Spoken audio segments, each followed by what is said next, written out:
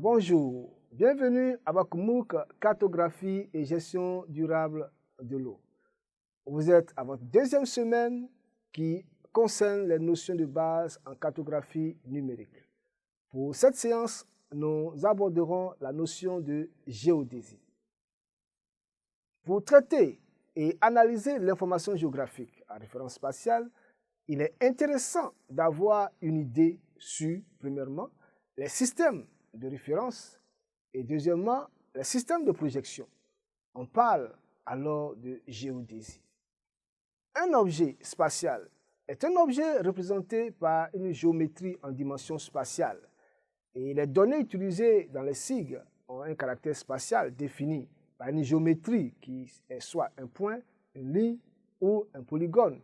Et la localisation de cette géométrie est estimée soit dans l'espace géographique global non projeté, en latitude, longitude, soit dans un espace plan, dans un système de projection.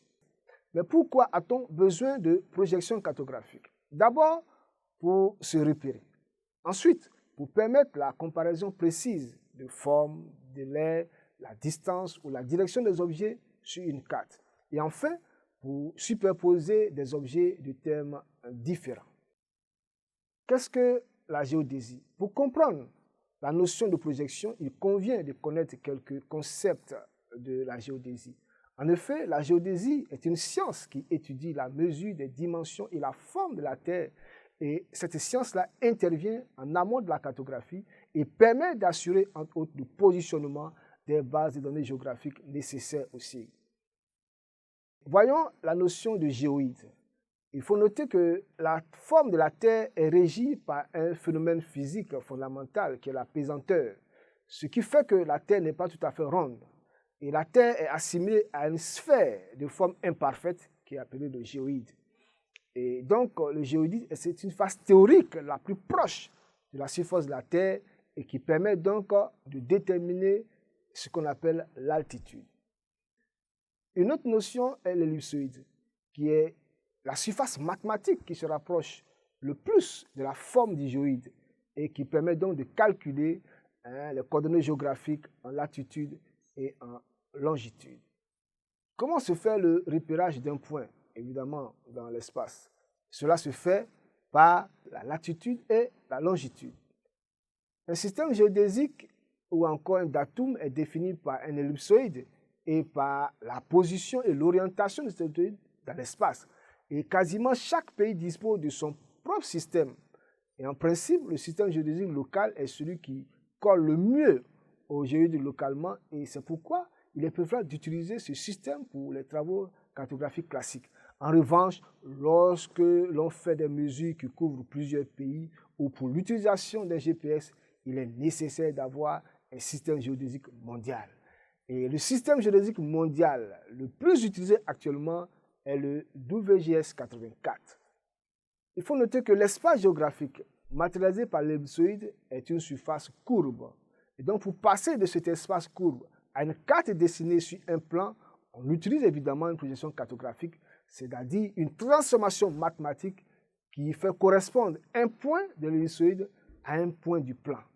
Et donc, c'est une projection, une transformation mathématique qui transforme les coordonnées géographiques en coordonnées plans, destinées évidemment à être reportées sur un plan, c'est-à-dire la carte. Mais quels sont les différents types de projections cartographiques qui existent? Il existe en effet plusieurs types de projections. Nous avons d'abord la projection conforme, qui conserve les angles, ensuite la projection équivalente, qui conserve les superficies, et enfin la projection affinitique, qui ne conserve ni les angles ni les superficies. En effet, aucune projection ne peut conserver les distances sur toute l'étendue de la carte. En revanche, certaines projections conservent les superficies, d'autres les angles. Il est impossible pour une même projection de conserver à la fois les superficies et les angles. Toutefois, pour les cartes topographiques, le type de projection est règlement choisi à ce que la déformation sur les distances soit inférieure à la précision graphique de la carte. Voyons quelques exemples de projection conforme. Il y a la projection conique, qui est un type de projection qui peut être assimilé géométriquement à la projection d'une sphère sur un cône qui lui serait tangent sur une parallèle. La projection cylindrique, ce type de projection peut être assimilé géométriquement à la projection d'une sphère sur un cylindre qui lui serait tangent. Quelques types de projections cylindriques, on distingue plusieurs types suivant la ligne de tangente. Vous avez le cas de Mercator, c'est une projection qui est la plus utilisée pour les cartes maritimes et aéronautiques. Alors, le Mercator transverse, qui est une projection UTM, qui a permis de découper la Terre en fuseaux de 6 degrés de largeur. À cet effet, deux points situés sur des zones différentes peuvent ainsi avoir les mêmes coordonnées. C'est pourquoi il est important d'accompagner les coordonnées du numéro de zone. Quel est donc le lien entre la géodésie et la carte? En effet, pour réaliser une carte, il faut faire un choix constitué d'un ellipsoïde d'une part et d'un système de projection d'autre part. Que retenir?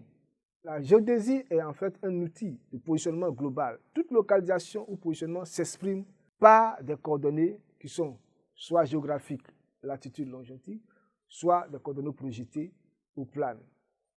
Nous sommes au terme de cette séance, tout en espérant vous revoir pour la prochaine fois. Merci de nous avoir suivis avec assez d'intérêt.